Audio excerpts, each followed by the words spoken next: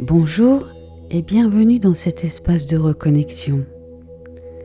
Je suis ravie de vous retrouver pour cette vidéo un peu particulière.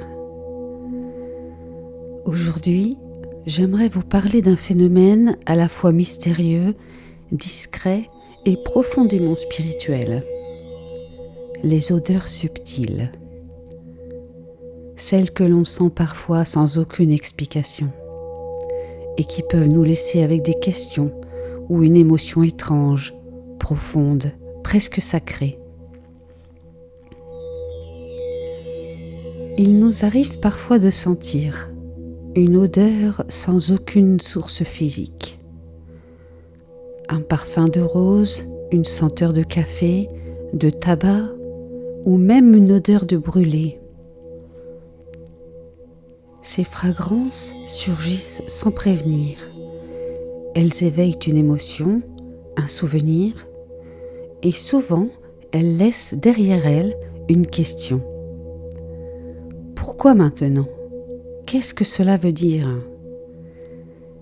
Personnellement, j'ai vécu ces perceptions à quelques reprises, mais n'étant pas pleinement ouverte à ce moment-là, je n'ai pas toujours écouté mon intuition. J'étais encore baignée dans des conditionnements qui ne m'appartenaient pas. Et parfois, je me suis demandé si je n'imaginais pas tout cela. On ne parlait pas encore de perception subtile ou de troubles olfactifs à l'époque. Je me souviens pourtant très clairement d'un moment. Une odeur de rose, douce, réconfortante et profondément mystérieuse. Et une petite voix intérieure qui me soufflait le nom d'une amie, partie trop tôt. Depuis, je ne force rien, j'accueille ce qui vient. Et je crois que c'est aussi ça le subtil. C'est furtif, léger, ça vient quand on ne s'y attend pas. Il faut parfois simplement être ouvert et prêt à recevoir les messages de l'invisible. Peut-être est-ce cela justement, la magie du subtil. Il se manifeste dans l'instant, sans logique apparente, mais jamais sans raison.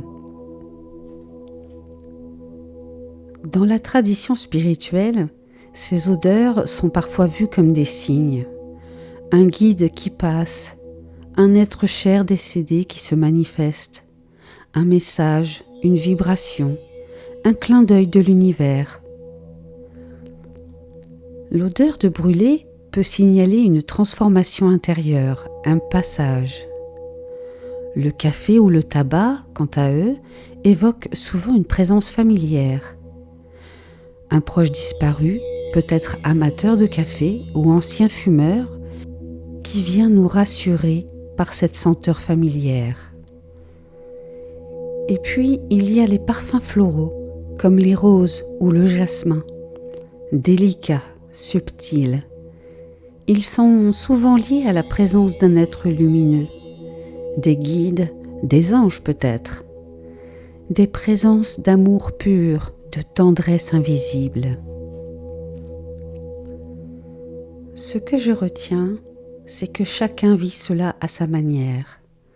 Il n'y a pas de règle, pas d'obligation à recevoir des signes. Mais si une odeur vous surprend, sans raison apparente, je vous invite à vous poser un instant. Respirez, écoutez ce que l'odeur éveille en vous. Peut-être un souvenir, une sensation, une émotion, et c'est déjà un message en soi. Et parfois, ce message ne sera pas clair. Il ne s'agit pas toujours de comprendre, mais simplement de ressentir, de faire confiance à ce qui se manifeste, de laisser une fragrance vous traverser, sans chercher à l'interpréter tout de suite. Car l'invisible parle à son rythme. Et c'est dans l'accueil, bien plus que dans l'analyse, que les réponses prennent forme. Le subtil ne parle pas avec des mots. Il parle avec la mémoire du cœur, de manière symbolique. Merci d'avoir partagé ce moment avec moi. Merci pour votre écoute. Si vous souhaitez aller plus loin, j'ai dédié un article complet sur le blog à ce sujet, avec d'autres exemples et des clés pour accueillir ces manifestations olfactives. Le lien se trouve dans la description.